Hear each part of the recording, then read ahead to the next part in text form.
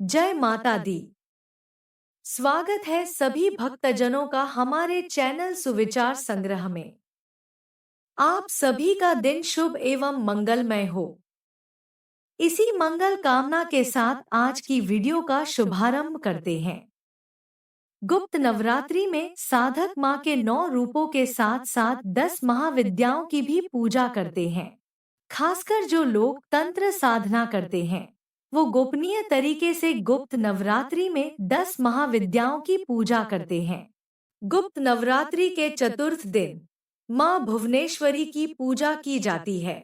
माँ भुवनेश्वरी 10 महाविद्याओं में चतुर्थ स्वरूप विद्या मानी जाती है। माँ भुवनेश्वरी को तीनों लोकों की ईश्वरी माना जाता है। माँ भुवनेश्वरी साक्षात पूरे संसार को धारण करती हैं और इसका पालन पोषण करती हैं। माँ भुवनेश्वरी को जगत माता और जगत धात्री के नाम से भी जाना जाता है। माँ भुवनेश्वरी आकाश, वायु, पृथ्वी, अग्नि और जल का निर्माण करती है। शास्त्रों में माँ भुवनेश्वरी को मूल प्रकृति कहा जाता है। शास्त्रों में बताया गया है कि माँ भुवनेश्वरी भगवान शिव के वाम भाग में विराजमान रहती है। इनकी पूजा करने से ऐश्वर्य की प्राप्ति होती है और जीवन की सभी समस्याएं दूर हो जाती हैं। माँ भुवनेश्वरी की पूजा करने से मनुष्य की सभी मनोकामनाएं पूरी होती हैं। तो चलिए रसपान करते हैं माँ भुवनेश्वरी देवी की पौराणिक व्रत कथा का एवं जानते हैं माता के स्वरूप, पूजा विधि, पूजा मंत्र व नियमों के बारे में।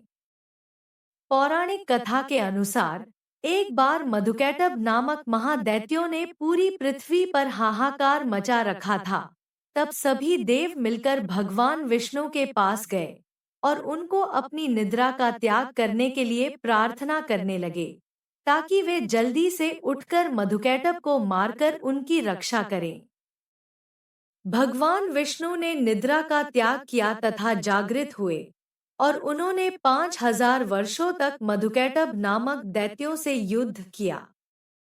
बहुत अधिक समय तक युद्ध करते हुए भगवान विष्णु थक गए और वे अकेले ही युद्ध कर रहे थे। अंत में उन्होंने अपने अंतःकरण की शक्ति योगमाया आद्या शक्ति से सहायता के लिए प्रार्थना की। तब देवी ने उन्हें आश्वस्त किया कि वे उन दोनों दैत्यों को अपनी माया से मोहित कर देंगी।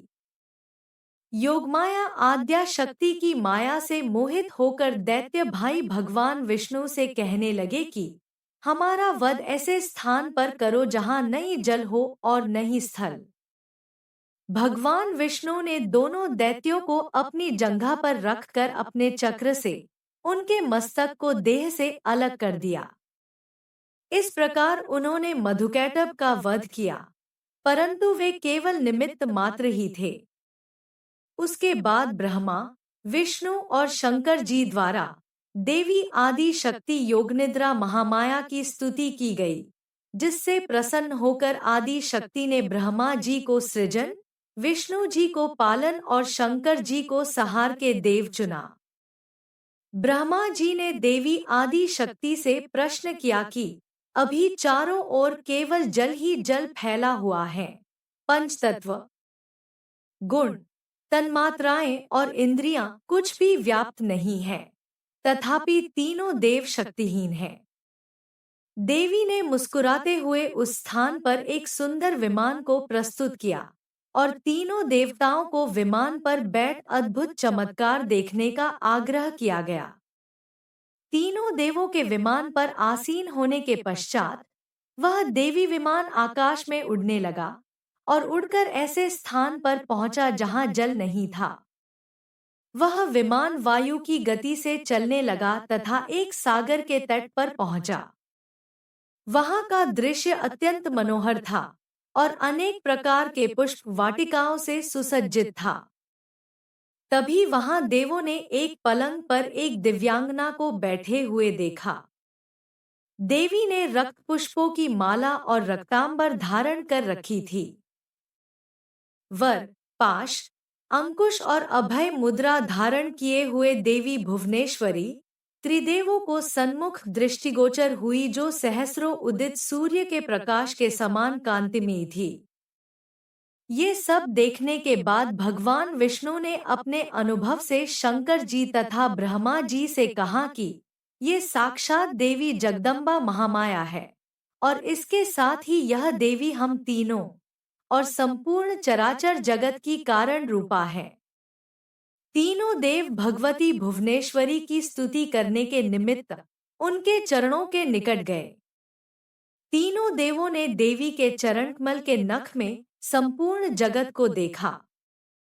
ये सब देखने के बाद त्रिदेव यह समझ गए कि देवी संपूर्ण ब्रह्मांड की जननी है। सभी भक्तजन प्रेम से बोलिए, माता भुवनेश्वरी देवी की जय। माँ भुवनेश्वरी का स्वरूप। माँ भुवनेश्वरी को शक्ति और सृष्टि क्रम में महालक्ष्मी स्वरूप माना जाता है।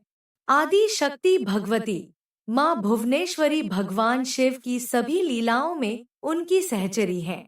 माँ भुवनेश्वरी का स्वरूप बहुत ही सौम्य है और इनके समस्त अंग कांति से परिपूर्ण है। ये अपने सभी भक्तों को अभय और समस्त सिद्धियां प्रदान करती है। माँ भुवनेश्वरी को 10 महाविद्याओं में चतुर्थी महाविद्या माना जाता है। देवी पुराण में बताया गया है कि मूल प्रकृति का दूसरा नाम भुवनेश्वरी है। माँ भुवनेश्वरी के श्री अंगों से प्रात काल के सूर्य के समान आभा निकलती रहती है। माँ अपने मस्तक पर चंद्रमा का मुकुट धारण करती है। इनके 3 नेत्र हैं और इनके मुख पर हमेशा मुस्कान छाई रहती है। माँ भुवनेश्वरी देवी के हाथों में पाश, अंकुश, वरद तथा अभय मुद्रा विराजमान रहते हैं। गुप्त नवरात्रि में माँ भुवनेश्वरी की पूजा विधि। गुप्त नवरात्र में माँ भुवनेश्वरी की पूजा करने के लिए सबसे पहले स्नान करने के पश्चात स्वच्छ वस्त्र धारण करें। अब किसी एकांत कमरे या अपने घर के पूजा कक्ष में पूर्व दिशा की ओर मुख करके बैठ जाए। पूजा में बैठने के लिए हमेशा सफेद ऊनी आसन का प्रयोग करें। अब अपने सामने एक लकड़ी की चौकी रखकर उस पर गंगाजल छिड़ककर उसे शुद्ध कर लें। अब चौकी पर सफेद रंग का कपड़ा बिछाकर उस पर एक प्लेट रखें। अब प्लेट में रोली से त्रिकोण का निर्माण करें। अब इस त्रिकोण में अखंडित चावल भर दें। अब इस चावलों पर सिद्ध प्राण प्रतिष्ठा युक्त भुवनेश्वरी यंत्र की स्थापना करें। अब भुवनेश्वरी यंत्र के समक्ष चावल की 10 ढेरियां बनाएं और इन ढेरियों के ऊपर 10 लघु नारियल रखें। अब सभी नारियल पर रोली का तिलक लगाएं। इसके पश्चात भुवनेश्वरी यंत्र के समक्ष शुद्ध घी का दीपक प्रज्वलित करें और यंत्र का पूजन करें और ध्यान करें। अब अपने दोनों हाथ जोड़कर माँ भुवनेश्वरी का सच्चे हृदय से ध्यान करके धूप, दीप, चावल, पुष्प से पूजा करें और फिर भुवनेश्वरी महाविद्या मंत्र का जाप करें। उद्दिन्दुतिमिन्दु किरीटा तुम कुचा नयन त्रयुक्ताम स्मेरमुखी वरदांकुशपाशा भीतिक्रा प्रभजे भुवनेशीम। इस मंत्र का जाप हमेशा सफेद हकीक की माला से ही करें। आप चाहे तो माँ भुवनेश्वरी की पूजा किसी शिव मंदिर में जाकर भी कर सकते हैं। इसके लिए सबसे पहले किसी भी शिव मंदिर में जाकर षोडशोपचार द्वारा माँ भगवती भुवनेश्वरी का पूजन करें। अब गाय के घी का दीपक जलाएं और कपूर जलाकर धूप करें। माँ भुवनेश्वरी को सफेद फूल, चंदन, चावल और इत्र अर्पित करें। अब दूध और शहद चढ़ाएं और साथ ही माँ भुवनेश्वरी को मावे का भोग लगाएं। इसके पश्चात नीचे दिए गए मंत्र का 108 बार जाप करें। माँ भुवनेश्वरी की पूजा संपन्न करने के बाद इन पर चढ़ाए गए भोग को किसी भी स्त्री को भेंट करें। पूजन मंत्र। ओम श्री भुवनेश्वराय नमः। अगर आप ऐश्वर्य प्राप्त करना चाहते हैं तो माँ भुवनेश्वरी पर रातरानी का इत्र अर्पित करें। पारिवारिक समस्याओं को दूर करने के लिए माँ भुवनेश्वरी पर 12 सफेद रंग के फूल अर्पित करें। अगर आप अपनी किसी खास मनोकामना की पूर्ति करना चाहते हैं, तो देवी भुवनेश्वरी पर चढ़े हुए चावलों को अपने बेडरूम में छुपा कर रख दे। माँ भुवनेश्वरी की पूजा के नियम। महाविद्या माँ भुवनेश्वरी की साधना करने के लिए उपासक की सभी सामग्री में खास रूप से सिद्धि युक्त होनी चाहिए। अगर ऐसा नहीं हुई तो आप माँ भुवनेश्वरी की उपासना नहीं कर पाएंगे। महाविद्या माँ भुवनेश्वरी की उपासना करने के लिए उपासक को सिद्ध प्राण प्रतिष्ठित भुवनेश्वरी यंत्र, सफेद हकीक या रुद्राक्ष माला, 10 लघु नारियल, ये 3 चीजें होना अति आवश्यक है। माँ भुवनेश्वरी की साधना हमेशा सुबह 4 से 6 बजे के बीच या रात्रि 10:15 बजे के समय के बाद ही करनी चाहिए। माँ भुवनेश्वरी की पूजा करने के बाद भुवनेश्वरी कवच का पाठ अवश्य करना चाहिए। माँ भुवनेश्वरी की यह साधना 11 दिनों की होती है।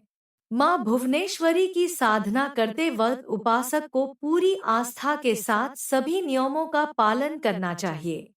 साधक को माँ भुवनेश्वरी की साधना से जुड़ी सभी जानकारियों को पूर्ण रूप से गोपनीय रखना चाहिए, नहीं तो पूजा सफल नहीं होती है। 11 दिनों के बाद पूजा संपन्न करने पश्चात भुवनेश्वरी यंत्र को अपने घर के मंदिर या तिजोरी में लाल वस्त्र से बांधकर 1 साल के लिए रख दें। अब पूजा में इस्तेमाल हुई बाकी सभी सामग्री को नदी में प्रवाहित कर दें या किसी पीपल के नीचे दबा दें। ऐसा करने से आपकी साधना पूर्ण हो जाएगी और आपके के ऊपर माँ भुवनेश्वरी देवी की असीम कृपा हमेशा बनी रही है। माँ भुवनेश्वरी की साधना करने से मनुष्य को ज्ञान, धन, सम्मान, प्रतिष्ठा की प्राप्ति होती है। भक्तजनों, यदि आपको हमारे चैनल के द्वारा उपलब्ध कराई गई जानकारी व पौराणिक कथा सुनना अच्छा लगा है तो वीडियो को लाइक करें, कमेंट करें, अपने रिश्तेदारों को, मित्रों के साथ शेयर करें। हमारे चैनल को सब्सक्राइब करें और बेल आइकन को दबाएं ताकि हमारे हर नए वीडियो की अपडेट आप तक सबसे पहले पहुंचे। हमारा चैनल आपके सुखी व मंगलमय जीवन की कामना करता है। धन्यवाद।